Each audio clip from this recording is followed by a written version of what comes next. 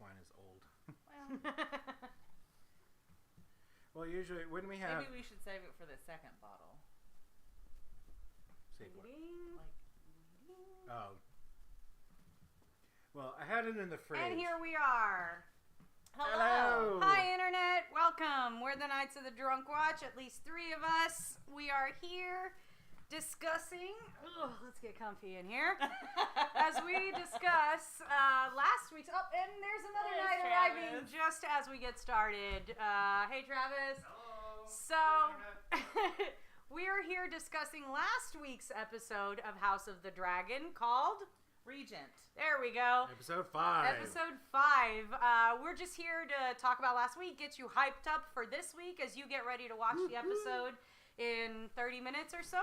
We will be watching the episode after it ends, so it premieres around 8 Central Standard Time.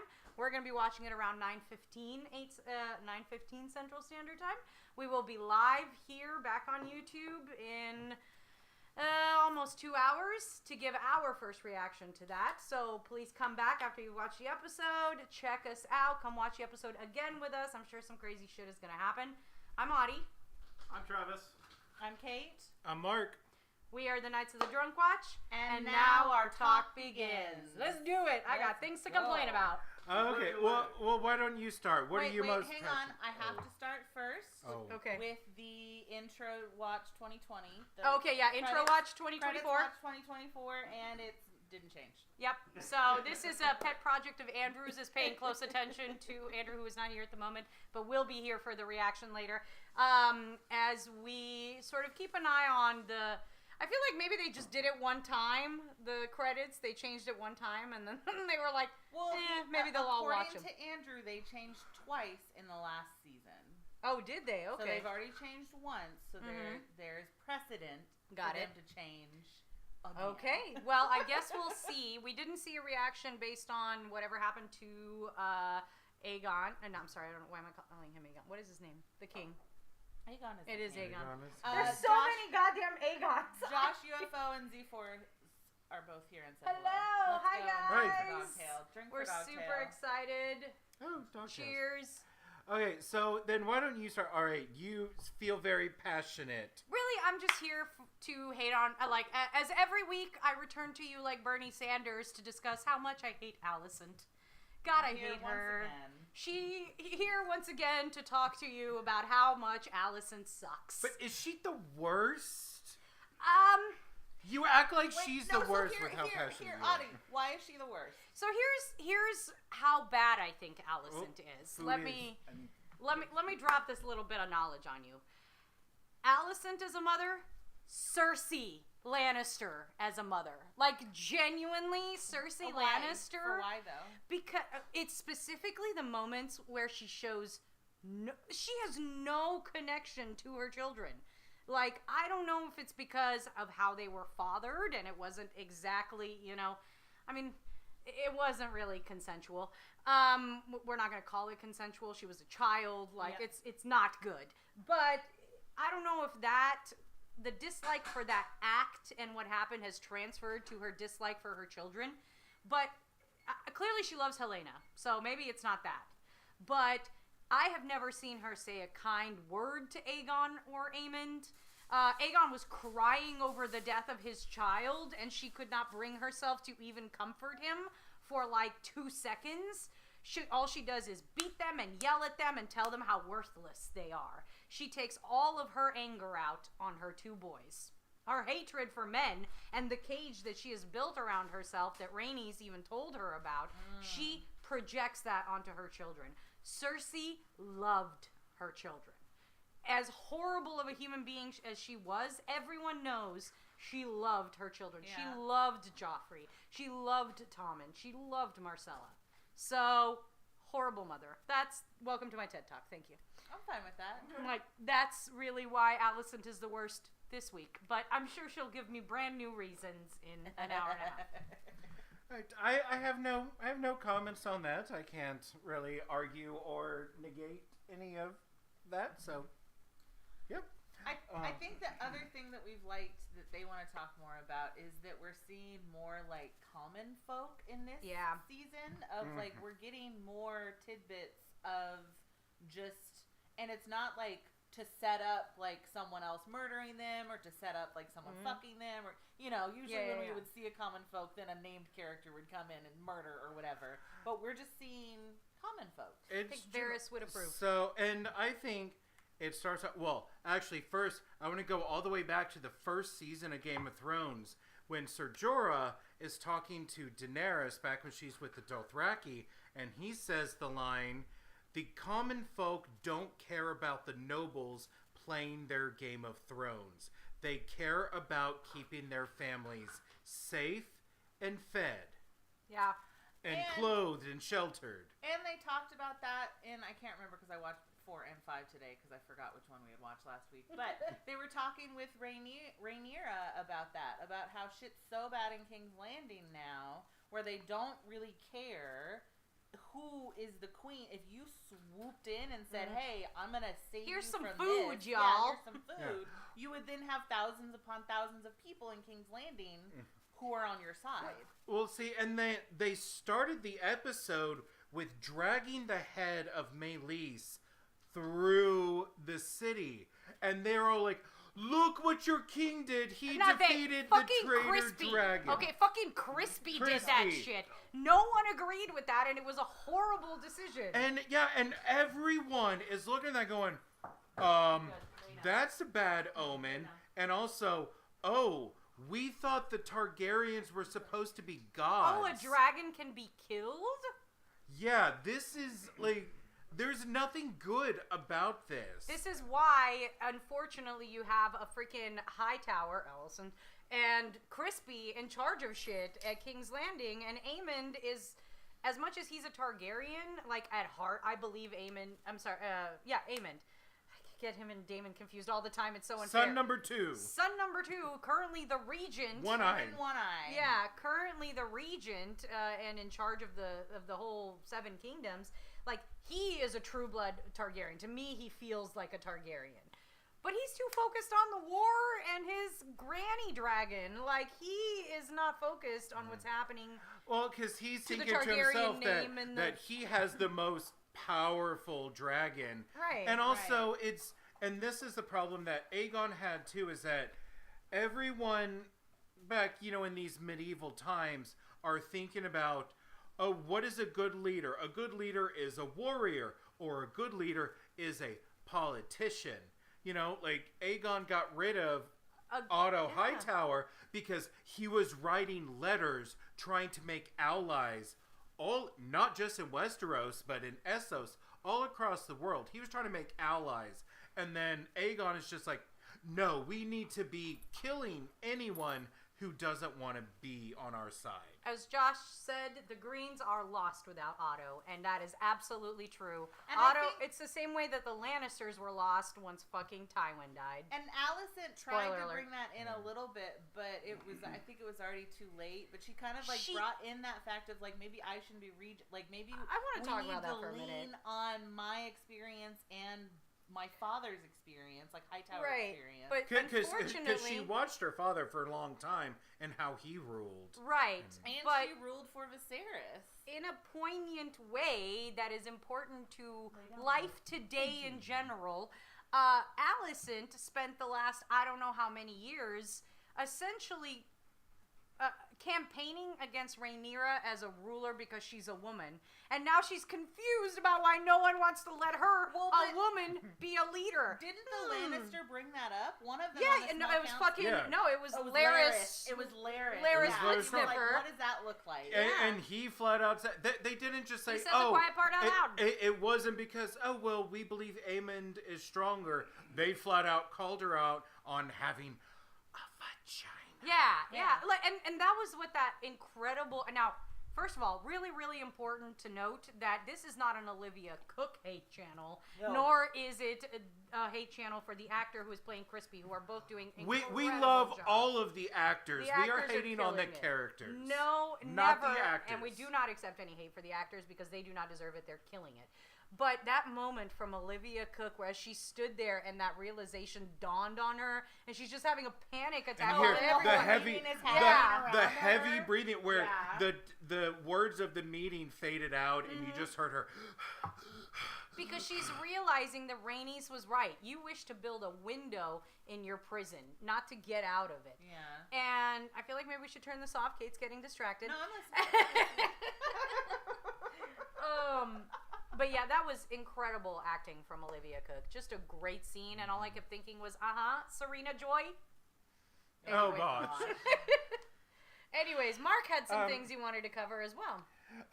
Well, also, I just want to say since we were talking about that meeting there, and Aemond, one of his first orders was, let's shut the city gates. Why is that smart? To what point? The city is already under siege, so it's not just, yes, the silk and spices are not coming in, but now food is not coming in. Well, no, but that's not even, it was specifically he said, do not let anyone leave. Yes. Yeah. And so it's not like stuff can't come in and out. They opened it for merchants. Yeah, but historically, when people are starving, it's probably a good idea to lock them all in together. Oh my God. Because why? I mean, I don't know. I've only, Gunter, lay down. We have only studied many revolutions throughout the centuries, Come lay down. and the worst ones usually start when the common folk are starving. I'm living proof. When just the regular working class people are starving. It's when the food goes away. Right. And because she mentioned the neighbors are stealing food from each other. Now they shut the cannibalism. gates. Somebody's about to eat them rat catchers. Thank God they took them down. Did we have anything we wanted to say specifically about the blacksmith and his family? I just, like you said, I'm really excited that they're showing us, that world. We have someone we can connect to. Yeah, somebody that maybe we could actually root for, you know? I think the blacksmith family, as you've kind of been mentioning, showing the lower class people, they are setting the tone and the precedent for what the lower class people are experiencing. Now, this is a blacksmith, so he's clearly a merchant, so he's got means of something. He's part of a guild, but as he slips lower and lower down the totem pole, you're going to see, the rise of the bourgeois, which is not necessarily the peasant people. Peasant people can't do a damn thing, but all the merchants and all the traders and all the craftsmen, they're going to be the tone. So I'm ready for Robespierre. Let's get French in here. We're watching them slowly tipple down. I think we might see something like the French Revolution is going to show eventually some in. sort of weakness that will be exploited by because they even mentioned that he's still working and not getting paid by the king. Mm-hmm. Yeah, so it's not so they're keep doing stuff for us, but we're not going to feed you. Paid, and so he's starving, and his daughter's dying of an illness. So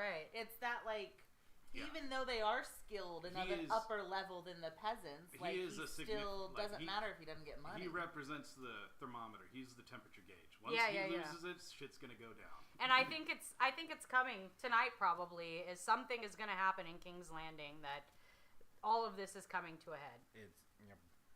I think we need to talk about Daemon. Yes, that was my next thing. So all right. So I read an article. Again, it was just a commentary article. I don't know how true it is or whatever. But, a lot of people talking about why is Daemon so boring this season? I don't think he's boring. I think it's, I am intrigued, I guess. I don't know what's going on. So the article that I read, again, I don't know where it came from, if it's true or not. I'll be real quick. But it mentioned that, so when the showrunners, when they created Daemon in the first season, he was very popular. First off, you have Matt Smith, who is a very popular actor. We love Matt Smith. He's charming. He's charismatic. He's but beautiful. Then he is playing I guess technically a villain, but this is Game of Thrones world, so it's this good or bad scale. It's a spectrum. I think he's one of those very polarizing kind of character. He's there for you to be like, I love him, I hate him, I love him, I hate him. It keeps you engaged. Yeah. So I think.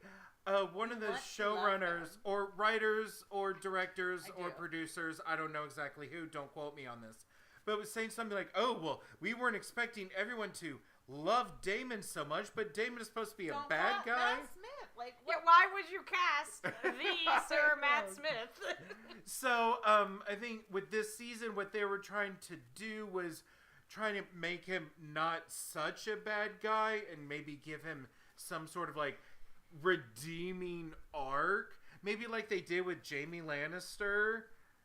But it was... But it's not even redeeming yet. It's just confusing. Like, he's asleep and he's not. And weird, who's the Alice witch? Is she part of it? Or is she doing this to him? Or what's going on? I feel like weird. She's probably doing this There to was him. one moment where, of course, my instinct is always like, ooh, they're not real. That's my favorite thing to think about someone. Like Alice was never real? But at one point, he is talking... When she was fixing his hand wherever they were, and then Sir Simon comes in, and he, like...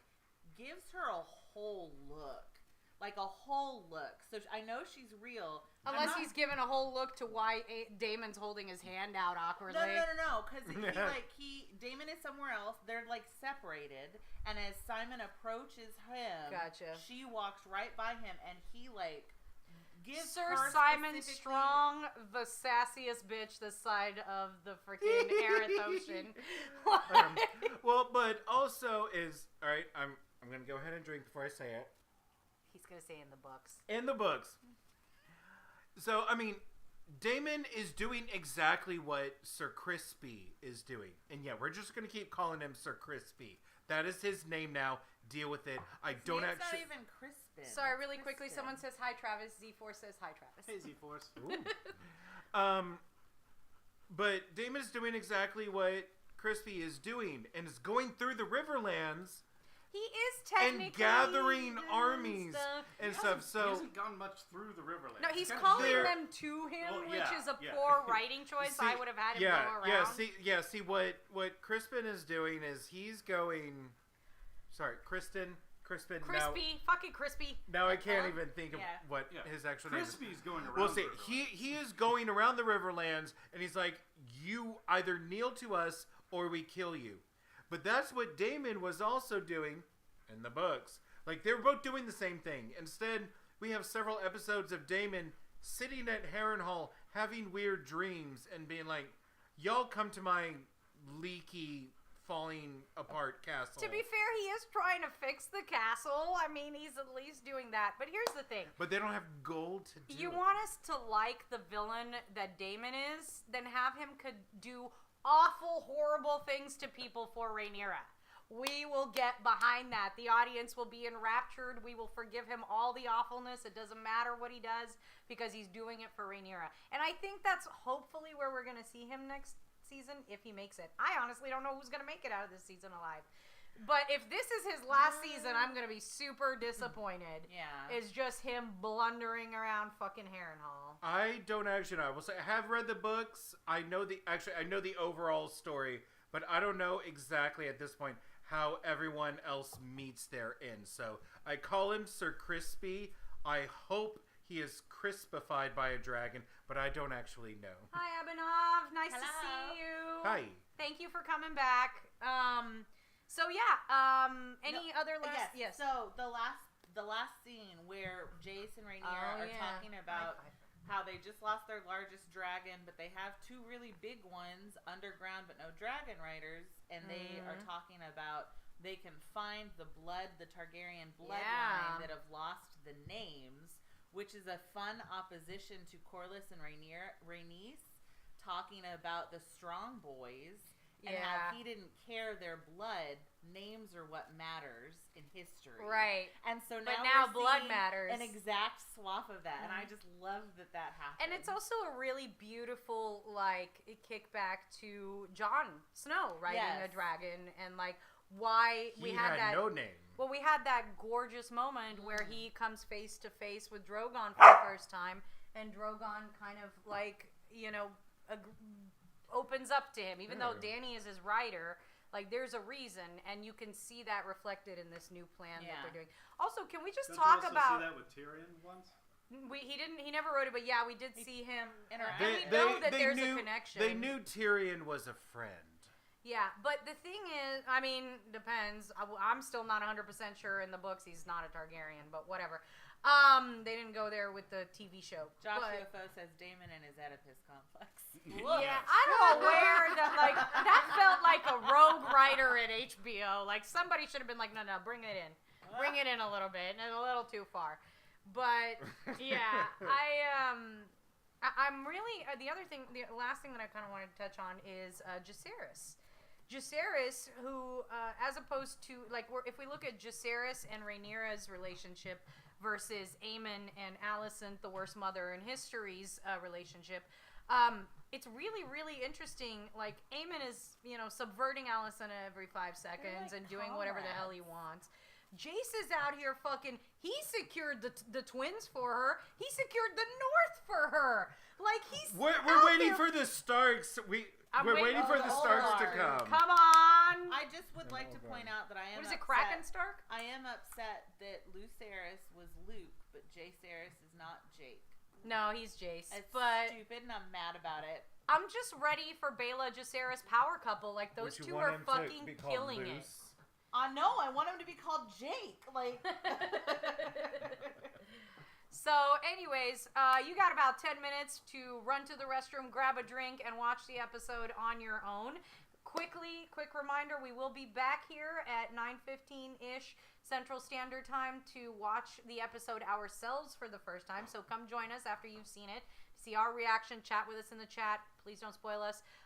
We'll be back here, so we will don't not forget. be showing the episode. Yeah, we're not showing the episode, so Just don't come over faces. here to watch the episode. We can't copyright. Right. Sorry. If you want, we've had enough copyright issues in the past. We're getting smarter about it. But please come back, check in with us, follow, like, subscribe, all the good stuff. Enjoy the episode, and we'll see you in about an hour and a half. We have a blue dragon Jello mold tonight. Yeah, come back, watch us get drunk while we yell at the TV. Hell yeah. We are the Knights of the Drunk Watch. And now our talk has ended. All right, what's actually ended?